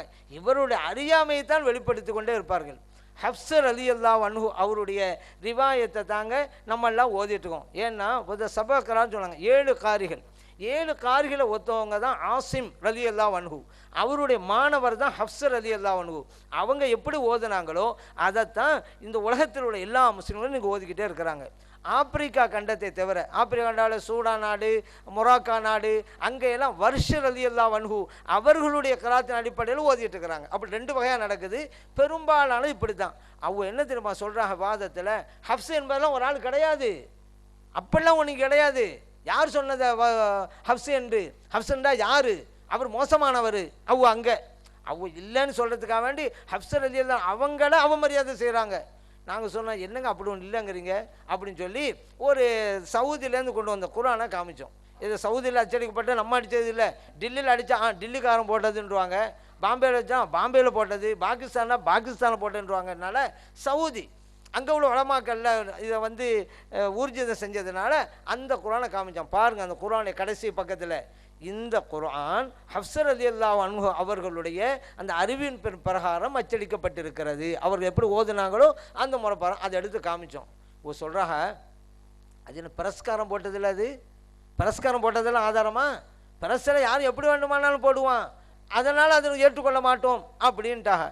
ஏங்க பிரஸ்காரன் ஒரு விஷயத்தை போடுறாங்கன்னா அவனாவா போடுவான்? நம்ம என்ன எழுதி கொடுத்தோமோ அதை போடுவானா? அப்போ நாங்கள் ஒரு கருத்தை வச்சோம். ரொம்ப வசதியாக போச்சு. இனிமேல் யாராவது, நான் உங்களுக்கு சொல்கிறேன், இந்த வஹாபில் யாராவது அவங்களுடைய தர்ஜமா எடுத்து வந்தாலோ அவங்களுடைய மாத இதில் கொண்டு வந்தாங்களோ நீ உடனே ஒரே பதில் தான், பிரஸ்காரம் போட்டதா கொண்டு போயா அப்படின்றது முடிஞ்சு போச்சு.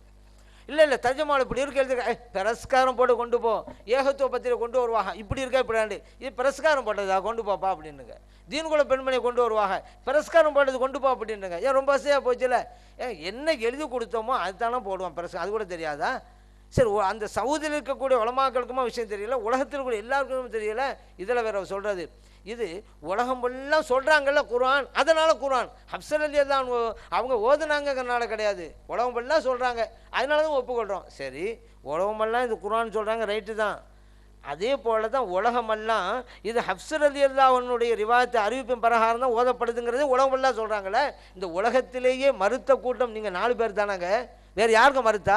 உலகமெல்லாம் இதை சொல்ல இதே ஏற்றுக்கொள்ள மாட்டேங்கிறீங்க. அப்போ இதில் கூட ஒரு நிலைப்பாடு இல்லையா? எல்லாம் சொன்னால் ஏற்றுக்கொள்ளணும் சொல்கிறீங்க, எல்லாம் குரான்ங்கிறாங்க, அதனால் குரான் சொல்கிறோங்கிறீங்க, ரைட்டு. எல்லாம் தான் சொல்கிறாங்க ஹஃப்ஸ் ரலியல்லாஹு அவனுடைய கராத்து அப்படின்ட்டு, அது ஒப்புக்கொள்ள வேண்டியது தானே. இங்கே ஏற்றுக்கொள்ள மாட்டேங்கிறீங்க. அப்போ அவ எப்பொழுதுமே முன்னுக்கு பின் முரணாக இருப்பார்கள் அப்படிங்கிறதையும் இங்கே காமிச்சிட்டாங்க. இந்த ஹஃப்ஸ் ரலியல்லாஹு அவங்க ரொம்ப மட்டப்படுத்தி சொல்கிறதுக்காக வேண்டி, அவங்க யார் தெரியுமா? அவர் பொய்யருங்க. யார்? இப்னு ஹிராஸ் சொன்னாராம் அவர் பொய்யர் அப்படின்னு சொல்லி, அதனால் அப்படி சொல்கிறாங்க. ஆனால் நான் உடனே ஆதாரம் கேட்டோம், ஆதாரம் தாங்க, ஒரு லிஸ்ட்டு தந்தாங்க. அது ஹதீஸ் பண்ணல, ஹஃப்ஸ் ரலியல்லாஹு அவங்கள பற்றி வருது.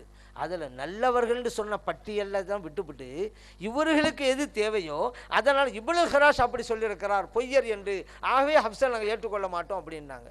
அப்போ நான் சொன்னோம், இப்னு ஹிராஸ் பிரச்சனை கடைசியில் தானே வருது. மேலே அஹ்மது பின் ஹம்பல் ரஹ்மத்துல்லாஹி அலைஹி சொல்கிறாங்களே ஹஃப்ஸ் ரலியல்லாஹு அன்ஹு சாலிஹுன் நல்ல மனிதர் என்று, அதையும் உங்கள் கண்ணுக்கு தெரியலை. அதுக்கடுத்து வக்கையா ரலியல்லாஹு சொல்கிறாங்களே சிக்கத்துன் ஹஃப்ஸ் ரலியல்லாஹு அன்ஹு நம்பகமானவர், அதையும் உங்கள் கண்ணுக்கு தெரியலை. அதுக்கு பிறகு தான் இங்கே சொன்னதெல்லாம் இருக்குது.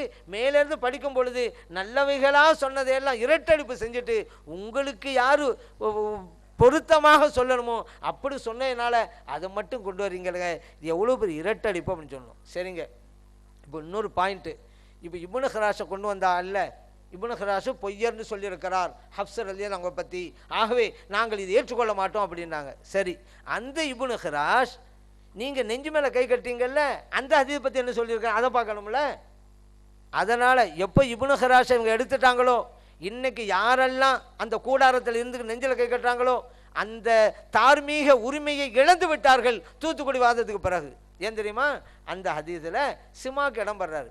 அதை பற்றி நாங்கள் விவாதம் வச்சோம். நீங்கள் ஹஃப்ஸ் ரலியல்லாஹு அன்ஹுவை பற்றி அவர் அப்படி சொல்லியிருக்கிறார் இப்படி சொல்லியிருக்கிறான்னு சொல்லிங்களே, நீ நெஞ்சு மேலே கை கட்டிங்களே, அதில் சிமாக்குங்கிறவர் வர்றாரு, அவரை பற்றி சொல்லும் பொழுது இவருடைய சிமாக்கிடமிருந்து ஹதீஸை பெறுவதற்காக நான் போனேன், அவர் நின்று கொண்டு சிறுநீர் கழித்துக்கிட்டு இருந்தார், இவர்கிட்ட போய் எப்படி ஹதீஸை வாங்கணும்னு திரும்பிட்டாங்கிறாங்களே, அப்படிப்பட்டவர் இடம் பெறுகிற ஹதீஸை வைத்துக்கொண்டு ஏங்க நெஞ்சில் கை கட்டுறீங்க என்று அந்த வாதத்திலே கேட்டோம். அதுக்கு ஒரு பதில் என்ன தெரியுமா? ஏன் நபிகள் ஸல்லல்லாஹு அலைஹி வஸல்லம் அவர்கள் ஒரு தடவை குப்பை மேட்டில் நின்றுக்கிட்டு சின்ன கழிக்கலையா, அதனால தான் அப்படிங்கிறாங்க. பதிலை பாருங்க, எல்லாத்துக்கும் பதில். ஆனால் பதிலா அப்படிங்கிறது தான் இப்போ பிரச்சனை. சில பேர் கேட்குறது தான் பதில் சொல்லுவாங்க, ஆனால் பதிலாக இருக்காது. ஒரு ஆள் போலீஸ் ஸ்டேஷனுக்கு வந்து ஃபோன் பண்ணார், ஹலோ போலீஸ் ஸ்டேஷனா? ஆமாம். அங்கேருந்து பதில் வந்துச்சு, சீக்கிரமாக வாங்க இங்கே ஒரு கொலை நடந்திருக்கு அப்படின்ட்டு. அங்கேருந்து கேட்டாங்க எங்கேயா நடந்திருக்குன்ட்டு. இந்த ஆள் சொன்னார் என் வீட்டுக்கு எய்த்த வீட்டில் அப்படின்ட்டு. அவங்க கேட்டாங்க உன் வீடு எங்கேப்பா இருக்குது? கொலை நடந்த வீட்டுக்கு எய்த்தாப்புல அப்படிங்கிறான். அப்போ எப்படா கண்டுபிடிக்க முடியும்? அல்ல ரெண்டு வீடு எங்கே இருக்குது, நான் தான் சொல்லிக்கிட்டே இருக்கேன் ஏற்ற வீடு தான் அப்படிங்கிறான். அப்போ இப்படி ஆகிப்போச்சு, பதிலாக இருக்காது. அந்த மாதிரி நபிகள் ஸல்லல்லாஹு அலைஹி வஸல்லம் அப்படி செஞ்சாங்கல்ல, அதனால தான் அவரும் சிறுநீர் கழித்தார். இது யார் சொல்லணும்? ஹதீஸை பெறுவதற்காக போனார்ல, அவரில் சொல்லணும். சரி, அதற்காகத்தான் அந்த மாதிரி நிர்பந்தத்துக்காக வேண்டி தான் அவர் அப்படி நின்றுக்கிட்டு சிறுநீர் கழித்தான்னு சொன்னால் போனவருக்கு தான் தெரியும். ஆனால் 1000 வருஷத்துக்கு பின்னால் உள்ள இவர் விளக்கம் கொடுக்குறாரு, போனவர் இவர்கிட்ட ஹதீஸ் கேட்கக்கூடாதுன்னு திரும்பிடுறாரு. அப்போ எந்த சூழ்நிலையிலே இவர் நின்று கொண்டு சிறுநீர் கழித்தார் என்பது போனவருக்கு தெரியுது அல்லவா? இப்போ விளக்கம் கொடுக்குறாள்ல, இதுதான் விளக்கம் சொன்னாக்கா அதை பொருட்படுத்தாமல் ஹதீஸை பெற்றுக்கிட்டு வந்திருப்பாங்களே, ஏன் புறக்கணிச்சிட்டு வரணும்? இவரிடம் நான் ஹதீஸை பெறமாட்டேன்னு ஏன் வரணும்? நிர்பந்தத்துக்கு தானே அவர் நின்றுக்கிட்டு சிறுநீர் கழிக்கிறாரு. அப்போ போனவருக்கு தானே தெரியும் எந்த ஒரு நிலைக்கு அவனே செய்கிறார் என்று. அப்போ அவர் சொல்கிறாரு இவர்கிட்ட வாங்கக்கூட நான் வந்துட்டேன். இங்கே உள்ளவர் விளக்கம் கொடுக்குறாரு. காரணம் தெரியுமா? நெஞ்சில் கை கட்ட சொல்லியாச்சு அப்பாவி இளைஞர்களையெல்லாம், திடீர்னு கீழே போடுங்கப்பான்னு எப்படி சொல்கிறது? அதனாலேயே ஒவ்வொன்றுக்கும் விளக்கம் கொடுத்துட்டே இருக்கிறாங்க. சரி, இப்னு ஹிராஸ் ஹஃப்ஸை பற்றி இப்படி சொன்னான்னு சொல்கிறாங்கல்ல, இப்போ நம்ம சொல்ல வசையாக போச்சு. அந்த இப்னு ஹிராஸ் நெஞ்சில் கை கட்டுற அறிவிப்பாளர் வரிசையில் சிமாக்கை பற்றி அவர் பலவீனமானவர், அவருடைய ஹதீஸு ஆதாரம் எடுத்துக்கொள்ளக்கூடாது, அவர் இடம்பெற்ற ஹதீஸு பலவீனமானதான் சொல்லியிருக்கிறார்ல. அப்போ முடிஞ்சு போச்சே, நெஞ்சில் கை கட்டவே கூடாதுங்க, முடிஞ்சு போச்சு. இப்னு ஹிராஸை எப்பொழுது இவர்கள் ஆதாரமாக எடுத்தார்களோ நெஞ்சிலே கை கட்டுகின்ற அந்த தார்மீக உரிமையை இழந்து விட்டார்கள் என்பதுதான் உண்மை. அடுத்து இப்னு ஹிராஸை பற்றி உங்களுக்கு நான் சொல்லணுங்க. இப்னு ஹிராஸ் யார் தெரியுமா? அவர் ஒரு ஷியா கொள்கையை சார்ந்தவர். இதை நான் சொல்லலை, இப்னு ஹஜர் அல் அஸ்கலானி, இமாம் ஸஹபி போன்றவெல்லாம் சொல்கிறாங்க. இப்னு ஹிராஸ் அவர் ஷியா மதஹபை சார்ந்தவர், ஷியா இயக்கத்தை சார்ந்தவர். அவர் யாரை பற்றியாவது ஒரு கருத்தை சொன்னால் அதை அவசரப்பட்டு முடிவுக்கு வந்துடக்கூடாது, நிறுத்தி வைக்க. இமாம் ஸஹபி ரஹ்மத்துல்லாஹி சொல்கிறாங்க, ஏன்னா அவருடைய கொள்கைக்கு எதிராக யாராக இருந்தாக்கா இவர் சகட்டுமேனிக்கு ஏதாவது சொல்லிவிடுவார். அவர் கருத்து சொன்னாலே எடுத்துடக்கூடாது, நிப்பாட்டி வைக்கணும். ரஹபிமான் சொல்கிறாங்க, அந்த இப்னு ஹிராஸ் தான் சொல்கிறாரு ஹப்ஸர் ரலியல்லாஹு அவங்கள பற்றி பொய் சொல்லக்கூடியவர்னு. ஷியாக்கள் யார் நம்ம புரிஞ்சுக்கிறோம். ஆனால் இந்த கூட்டத்தில் டிஎன்டிஜே குழுவினர் அந்த ஹப்ஸர் ரலியல்லாஹு அன்ஹு அவங்கள குறை செஞ்ச இப்னு ஹிராஸை எடுத்துக்கொண்டான்னு சொன்னால் அது காரணம் இருக்குது. இப்னு ஹிராஸ் ஷியா, இந்த குழுவினர் இருக்கிறாங்க, நாங்கள் வாதம் செய்ய போனோம்ல, அவர்களும் ஷியா குழுவில் உள்ளவங்க தானே. ஒரு உதாரணம் சொல்லவா? ஷியாக்களுக்கு தராவி தொழுகை இல்லைங்க, தராவி தொழுகை இல்லைம்பாங்க. காரணம் கேட்டாக்கா உமர் ரலியல்லாஹு ஏற்படுத்தின தராவி தொழுகை, அதனால் நாங்கள் ஏற்றுக்கொள்ள மாட்டோம்பாங்க. முடிஞ்சு போச்சா? ஏன்னா உமர் ரலியல்லாஹு மேலே அவ்வளோ கோபம் அவங்களுக்கு. ஏன்னா அலி ரலியல்லாஹு தான் பின்னால் கலிஃபா வரணும், நபியல்லாம் ஸல்லல்லாஹு அவங்களுக்கு பிறகு. ஆனால் இந்த உமர் ரலியல்லாஹு அவங்க தான் மாற்றி விட்டாங்க, அபூபக்கர் சித்திக் ரலியல்லாஹு அவங்களுக்கு கலிஃபா வரணுங்கிற சூழலை உருவாக்கிட்டாங்க என்று கடுமையான கோபம் உமர் ரலியல்லாஹு மேலே. அந்த உமர் ரலியல்லாஹு அன்ஹு தானே தராவி தொழுகை உண்டாக்குனாங்க. நாங்கள் தராவி தொழுகையை ஏற்றுக்கொள்ள மாட்டோம். இன்னைக்கு இந்த வஹாபிகள் நாங்கள் யாரோட வாதம் பண்ணோமோ அவங்கள்ட்ட போய் கேளுங்க, தராவி தொழுகை இருக்குதாண்டி இல்லை என்பார்கள். ஷியாக்களும் இவர்களும் இப்போ ஒரு நிலையில் தான் இருக்கிறாங்க. ஆனால் உமர் ரலியல்லாஹு உண்டாக்குனாங்க என்று ஷியாக்கள் சொல்வது தவறு. நபியலாம் ஸல்லல்லாஹு அலைஹி வஸல்லம் அவர்கள் தான் தொழுதார்கள், 20 ரக்காத் தொழுதாங்க நபியலாம் ஸல்லல்லாஹு அலைஹி வஸல்லம் அவர்கள். இப்னு அப்பாஸ் ரலியல்லாஹு அன்ஹு அறிவிக்கிறாங்க, கான ரசூலுல்லாஹி ஸல்லல்லாஹு அலைஹி வஸல்லம் யுஸல்லி ஃபீ ரமலான 20 ரக்அத்தன் வல் வித்ர. இறைத்தூதர் ஸல்லல்லாஹு அலைஹி வஸல்லம் அவர்கள் ரமலான் மாதத்தில் 20 ரக்காத் தொழுதார்கள், வித்ரையும் தொழுதார்கள். பைஹக்கியில் பதிவு செய்யப்பட்டிருக்கு, தபரானில் பதிவு செய்யப்பட்டிருக்கு, இப்னு அபி ஷைபால பதிவு செய்யப்பட்டிருக்கு. நபியலாம் ஸல்லல்லாஹு அலைஹி வஸல்லம் அவர்கள் 20 ரக்காத் தொழுதார்கள், ஜமாத்தாக தொழுதார்கள் அப்படிங்கிற விவரம் புகாரியில் பதிவு செய்யப்பட்டிருக்கு. 3 நாட்கள் ஜமாத்தை நடத்துகிறாங்க ரமலான் மாதத்தில் பள்ளியாசல்ல. ரொம்ப கூட்டம் வந்ததுனால 4வது நாள் வரலை, இது உங்களுக்கு கடமையாகி விடுமோ என்று தான் நான் வரவில்லை என்று நபிகள் நாயகம் ஸல்லல்லாஹு அலைஹி வஸல்லம் அவர்கள் விளக்கம் கொடுத்தார்கள். புகாரில் இருக்கிறது. இப்போ ரமலானுக்குண்டான பிரத்யேக தொழுகை நபிகள் நாயகம் ஸல்லல்லாஹு அலைஹி வஸல்லம் அவர்கள் தொழுதிருக்கிறார்கள், ஜமாத்தை நடத்திருக்கிறார்கள். அதான் உமர் ரலியல்லாஹு அன்ஹு தான் புதுசாக உண்டாக்கணுங்கிறது இல்லை, நின்று போனதை தொடங்கினார்கள். நபிகள் நாயகம் ஸல்லல்லாஹு அலைஹி வஸல்லம் சொன்னாங்கல்ல, உங்களுக்கு கடமையாக விடும்போது நான் அஞ்சுகிறேன், அதனால தான் வரலன்றாங்கல்ல, நின்று போயிருந்தது. உமர் ரலியல்லாஹு அன்ஹு உருவாக்க மறுபடியும் புதுப்பிச்சாங்க, அவ்வளோதான். ஆனால் இந்த அறியாமை இது கூட தெரியாதனால தான், அவர் அறியாமல் இருக்கிறனால தான் உமர் ரலியல்லாஹு அன்ஹு உண்டாக்கின தராவி நாங்கள் ஏற்றுக்கொள்ள மாட்டோம். ஷியாக்கள் இன்னைக்கு இந்த வஹாபிகளும் தராவி தொழுகை நாங்களும் ஏற்றுக்கொள்ள மாட்டோங்கிறாங்க. ஒன்றுபட்டாங்களா? ஷியாக்கள் எவ்வளோ ஆபத்தானவர்கள் இன்னைக்கு நீங்கள் பார்க்கலாம். அவங்களுடைய பாங்கில் கூட அஷ்ஹது அன்ன அலியன் வசிய ரசூலில்லாங்கிற வார்த்தையை போடுவாங்க. அஷது அல்லா இலாஹ இல்லல்லா, அஷது அண்ணா முஹம்மது ரசூலுல்லா நம்மெல்லாம் வாங்க சொல்லிவிட்டு அப்புறம் ஹய்யால் அஸ்ஸலா ஹய்யால் ஃபலாவுக்கு போயிடுவோம். இவங்க என்ன செய்வாங்க, அஷது அண்ணா முஹம்மது ரசூலுல்லாங்கிற 2 தடவை சொல்லிவிட்டு அஷ்ஹது அன்ன அலியன் வசிய ரசூலில்லா அப்படிம்பாங்க. நிச்சயமாக ஹஸரத் அலி ரலியல்லாஹு அன்ஹு அவர்கள் நபிகள் நாயகம் ஸல்லல்லாஹு அலைஹி வஸல்லம் அவர்களால் வசியத்து செய்யப்பட்டவர்.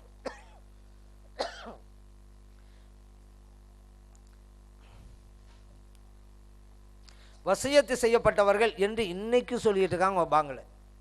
அப்படின்னா பாருங்க, நபிகள் நாயகம் ஸல்லல்லாஹு அலைஹி வஸல்லம் அவர்களுக்கு பிறகு அபூபக்கர் சித்திக் ரலியல்லாஹு அன்ஹு கலீஃபா இருக்கிறாங்க. அந்த ஹிலாஃபத்தை இன்றைக்கும் நாங்கள் ஏற்றுக்கொள்ளவில்லைங்கிறத அவருடைய பாங்கின் மூலம் வெளிப்படுத்தி கொண்டே இருக்கிறார்கள். நாங்கள் ஒப்புக்கொள்ளவில்லை. ஏன்?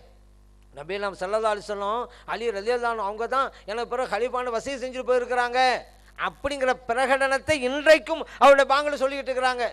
அப்போ அபூபக்கர் சித்திக் ரலியல்லாஹு அன்ஹு அவங்க கலீஃபா இருந்தது, உமர் ரலியல்லாஹு அன்ஹு கலீஃபா இருந்தது, அதெல்லாம் ஏற்றுக்கொள்ளவில்லை இன்னைக்கும். அந்த ஷியாக்களுடைய கூட்டத்தை சார்ந்தவர் தான் இப்னு ஹிராஸ். அந்த இப்னு ஹிராஸ் தான் சொல்கிறாரு ஹப்ஸர் ரலியல்லாஹு அன்ஹு அவர்கள் பொய்யருங்கிறாரு. ஏன்? அவங்கள பொய்யன்னு சொன்னால் தானே குர்ஆனை வந்து சந்தேகத்துக்குள்ளே ஆக்கலாம். நம்மகிட்ட குர்ஆன் இருக்குது இல்லைங்க, இது நம்ம சொல்கிறோம் ஒரு புள்ளி கூட மாற்றப்படாதது, ஒரு எழுத்து கூட கூட்டப்படாது, குறைக்கப்படாது நம்ம சொல்கிறோம். ஆனால் ஷியாக்களுடைய கொள்கை குர்ஆனுக்கு இது அல்ல, இதை விடவும் பெரியது. இப்போ இருக்கிறது 3ல் ஒரு 2 பகுதி தான், இன்னும் ஒரு பகுதி காணா போச்சு. சூரத்துல் அஹ்ஸாப் அப்படின்னு இருக்கும். அதில் நபிகள் ஸல்லல்லாஹு அலைஹி வஸல்லம் அவருடைய சிறப்பை பற்றி அவருடைய துணைவியாரை பற்றி எல்லாம் அதில் இருக்கும். அஹ்ஸாப் சூரா இன்றைக்கி என்ன சொல்கிறாங்க அவங்க, அஹ்ஸாப் சூரா இப்போ நம்ம பார்க்குறோமே சின்னதாக அந்த அளவுக்கு இல்லை. இந்த பெரிய பெரிய சூறாக்கள்லாம் இருக்குது, ஆயிராஃபு அண்ணாமலம் பெரிய பெரிய சூறாக்கு ஆரம்பத்தில் வருதில்ல, அந்த அளவுக்கு இருந்தது. ஆனால் அது எல்லாம் அலி ரலியல்லாஹு அன்ஹுடைய சிறப்பை பற்றி இருந்ததுனால அது எல்லாம் திட்டமிட்டே எடுத்து விட்டார்கள். சொல்கிறது யாரு? ஷியாக்கள். அந்த ஷியாக்களை சார்ந்தவர் தான் இப்னு ஹிராஸ். அவர் சொல்றாரு ஹப்ஸர் ரலியல்லாஹு அன்ஹு சரியில்லை அப்படிங்கிறாரு. ஏன்? அப்போ தானே குர்ஆனை சந்தேகத்தை உண்டு பண்ணலாம். ஹப்ஸர் ரலியல்லாஹு அன்ஹு ஓய்த்தந்தாலும் மோதிக்கிட்டு இருக்கோம். அவங்க கொள்கையே குர்ஆனில் எத்தனை பதி எடுக்கப்பட்டு விட்டுங்கிறனால அந்த இப்னு ஹராஷை தான் இந்த வஹாபிகள் ஆதாரமாக எடுத்தார்கள். போதுமா? அப்போ ஷியாக்கள் குர்ஆனை குறை சொல்கிறார்கள், இந்த வஹாபிகளும் குர்ஆனை குறை சொல்கிறார்கள். அப்போ ஷியாக்களுக்கும் இந்த கூட்டத்துக்கு எவ்வளோ பெரிய நெருக்கம் அப்படிங்கிறத இங்கே பார்த்துக்கிறோங்க.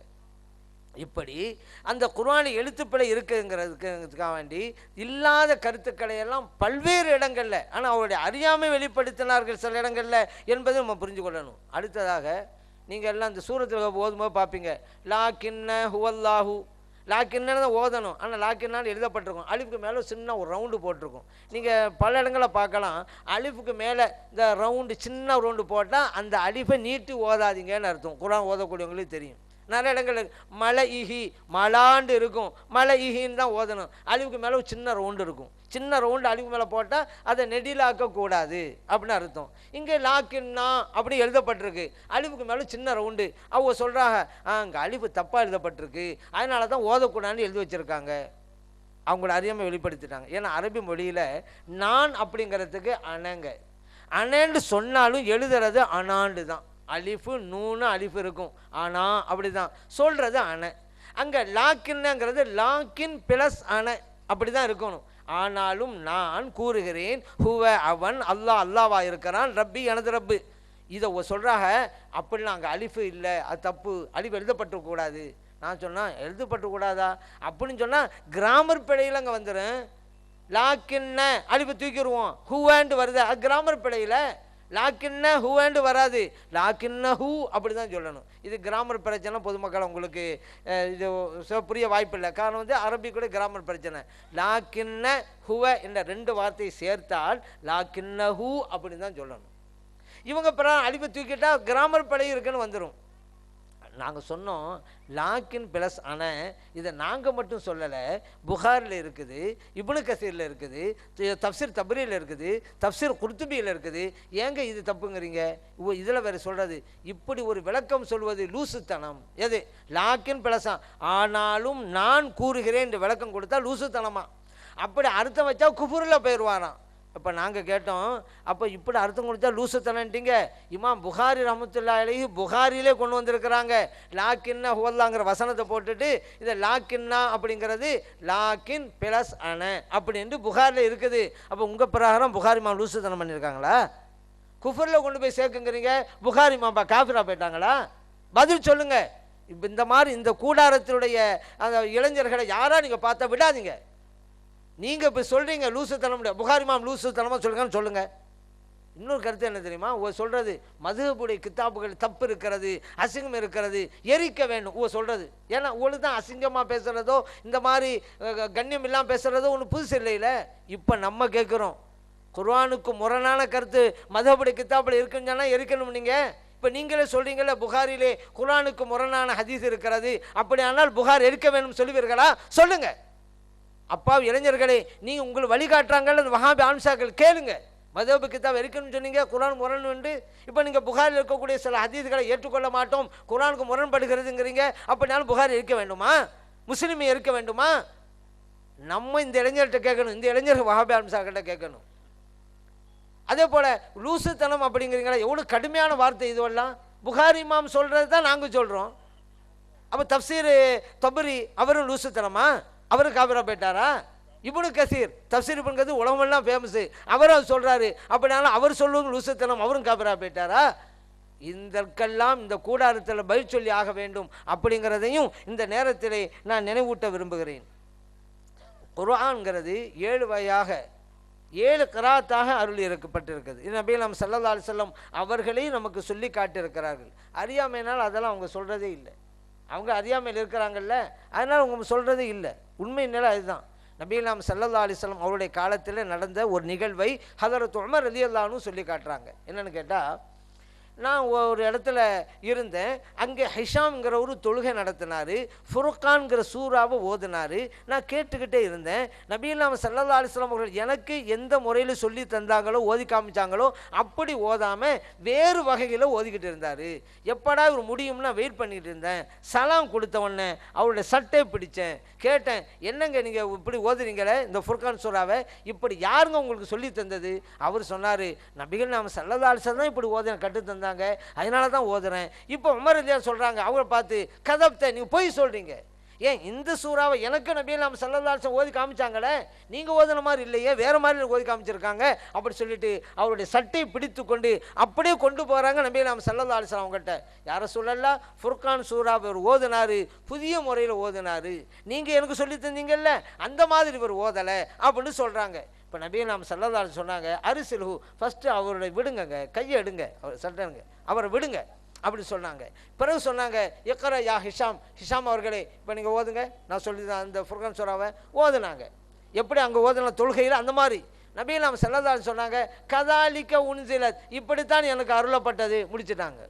அப்புறம் உமர் ரலியல்லாஹு அவங்கள பார்த்து சொன்னாங்க, இக்ரா யா உமர், உமர் அவர்களே நீங்கள் ஓதுங்க இதே சூறாவை. அவங்க ஓதுனாங்க, அவங்களுக்கு சொல்லிக் கொடுத்த மாதிரி. நபி நாம் ஸல்லல்லாஹு அலைஹி சொன்னாங்க, கதாலிக்க உன்சிலத், இப்படித்தான் எனக்கு அருளப்பட்டதுன்னாங்க. என்னங்க இவங்க ஒரு மாதிரியாக ஓதுறாங்க, அதையும் இப்படித்தாங்கிறாங்க, இன்னொரு இவங்க வேறு மாதிரியாக ஓதுறாங்க. அப்போ தான் நபி நாம் ஸல்லல்லாஹு அலைஹி வஸல்லம் சொல்கிறாங்க, இன்ன ஹாதல் குர்ஆன் உன்சில அலா சபஅத்தி அஹ்ருஃபின், இந்த குர்ஆன் 7 முறைகளின் பிரகாரம் அருளப்பட்டிருக்கிறது. ஃபக்ரஉ மா தயஸ்ஸர மின்ஹு, உங்களுக்கு எந்த முறை முடியுமோ அப்படி ஓதிக்கொள்ளுங்கள். புகாரிலே பதிவு செய்யப்பட்ட ஹதீஸ். நபி நாம் ஸல்லல்லாஹு அலைஹி வஸல்லம் ஒரு சொல்கிறாங்க 7 முறைண்டு. ஆனால் இந்த 7 வகை கிராத்தையும் மறுத்தார்கள். அவங்க 7 வகை கிராத்தை மட்டுமா மறுக்கிறாங்க, இந்த ஹதீஸையும் சேர்த்து தான் மறுத்து விட்டாங்க. எல்லாம் இருக்குதா இல்லையா? ஏன் இதெல்லாம் அவங்க புரிய மாட்டேங்கிறாங்க?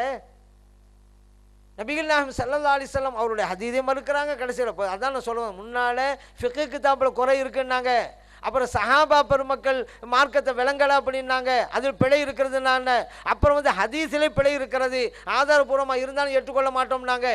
இன்னைக்கு குர்ஆனிலேயே பிழை இருக்கிறது என்கின்ற நச்சு கருத்தை, யூத நச்சு கருத்தை புகுத்த நினைச்சிட்டாங்க. ஏன்னா குர்ஆனில் தப்பு இருக்குன்னு சொல்லிக்கிட்டு வர்றது யஹூதிகள் தான், யஹூதி நசாராக்கள் தான் செஞ்சுட்டு வர்றாங்க. அதற்கு வழி சேர்க்கிற முஸ்லீம்களிலேயே முதல் கூட்டம் இந்த கூட்டம் தான் உருவாக்கி இருக்கிறது. மற்ற வஹாபிகள் கூட கிடையாது. ஏன்னா வஹாபிகளில் பல கூட்டம் இருக்குங்க தமிழ்நாட்டில் கூட. மற்ற வஹாபிகள் கூட இந்த ஆபத்தான இதுக்கு போகல. இந்த கூட்டத்தை டிஎன்டிஜேவினர் தான் இந்த ஆபத்தான நிலைக்கு அது அப்பாவி இளைஞர்கள் எல்லாம் தள்ளி இருக்கிறார்கள். கடைசியில் என்ன ஆகி போச்சு, இந்த டிஎன்டிஜேவினருக்கு இன்னைக்கு குர்ஆனே இல்லை, குர்ஆன் கிடையாது. ஏன் ஹஃப்ஸர் ரலியல்லாஹு ஓத தான் வச்சிருக்கிறோம், ஹஃப்ஸர் ரலியல்லாஹு அப்படியெல்லாம் கிடையாது அப்படின்ட்டாங்கல்ல, விஷயம் முடிஞ்சு போச்சு. என்றைக்கு ஹஃப்ஸர் ரலியல்லாஹு அவங்க ஓதுனதான் ஒப்புக்கொள்றாங்க அப்போ தான் குர்ஆன். இப்போ எந்த அளவுக்கு தெரியுமா அவங்க பரிதாபமாக நிற்கிறாங்க, கேடுகட்ட காதியானிக்கு கூட குர்ஆன் இருக்கிறது, வழிகட்ட அஹ்லு குர்ஆனுக்கு கூட குர்ஆன் இருக்கிறது. இந்த குர்ஆன் தான் அவங்கள வச்சுட்டு இருக்கிறாங்க.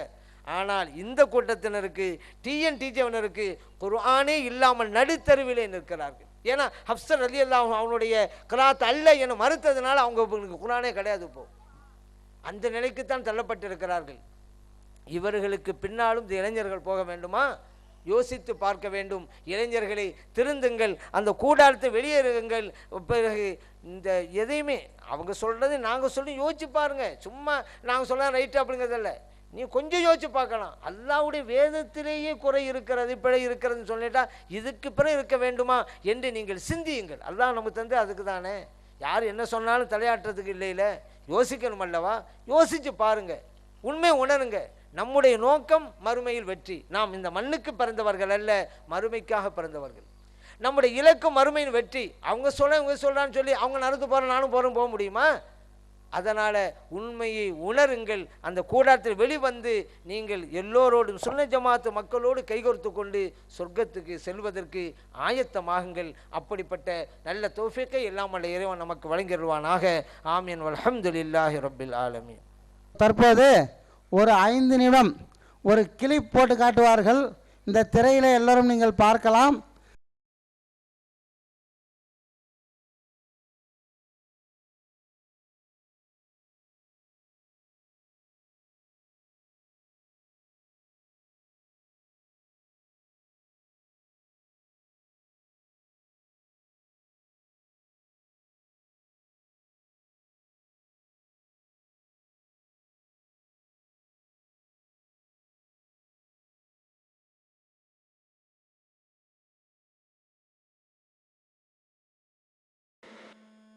எழுத்தும் குர்ஆன் தான் ஒப்புக்கொண்டீங்க, குர்ஆனை பாதுகாக்கிறேன்னு அல்லாஹ் சொல்லிட்டான்.